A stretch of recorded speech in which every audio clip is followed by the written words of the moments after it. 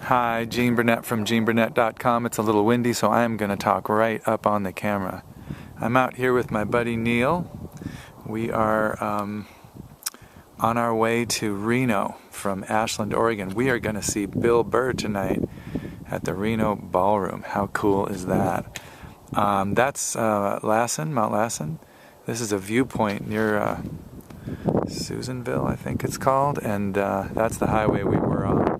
We just took this little detour to check out this incredible view.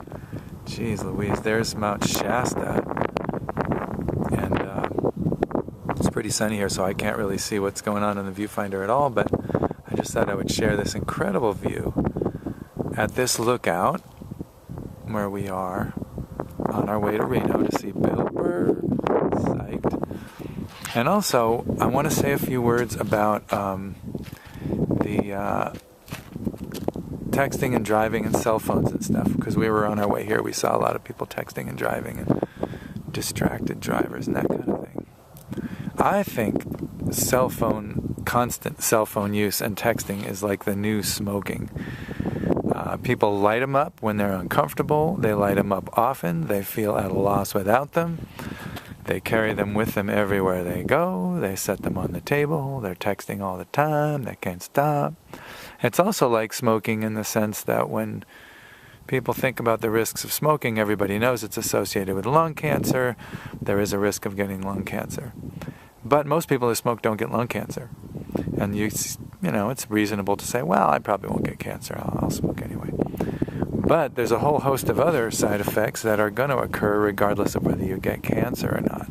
Your skin wounds are going to heal more slowly, or it's going to affect your lung and heart function. You might end up with emphysema or certainly some kind of breathing difficulties from, smoking over the years. And with cell phone use, what I think, aside from just, you could crash your car, or you could get hit by a car, or you could walk in front of something or off of something because you're distractedly looking at your phone, that's a risk. That's like the cancer risk, though. Most people who text do not crash their cars and do not do that stuff. And most people are okay most of the time when they do that, even though you're at a greater risk. But there are other things that will happen regardless of whether you actually crash your car. For instance, your attention span will get shorter. Everything you do all day long is broken up by checking the phone. So you don't really develop the habit of introspection. You don't develop the habit of processing your feelings and thoughts and events that are happening in your life in a calm and deep way. Everything's broken up with another check the phone. Also, you don't develop that feedback loop that you develop with your body when you are noticing how your body executes your intent. Like if you were doing a Tai Chi movement, you do a movement, you get a correction, or you realize something's out and you correct for it. You build a new habit and you have some feedback from your body about how you're doing. Are you putting it in there yet? Is it working? Is that new habit taking over? And you develop that loop and you get better at doing the thing that you would like to do, whether it's walking or singing or a physical activity or a sport or whatever. The trick is when you're on autopilot, regardless of what the autopilot is, you can't fully pay attention to the thing that's on autopilot. For instance, if you're driving and having a conversation, if you're driving and texting, if you're walking and texting, you can't fully pay attention to walking. Most of your attention is on the texting, which is fine. Autopilot is a good thing. But when you're on autopilot a lot, you're breaking that feedback loop between your body and your brain and your mind, and that says, oh, how am I doing? I could, be a little more alert, or I could be a little more agile, or I could walk a little better, or I could do something better with my body. That loop is gone. You've broken that loop because you're on autopilot and most of your attention is on the phone. So you see this really awkward walking. It's kind of zombie shambling that so many people do.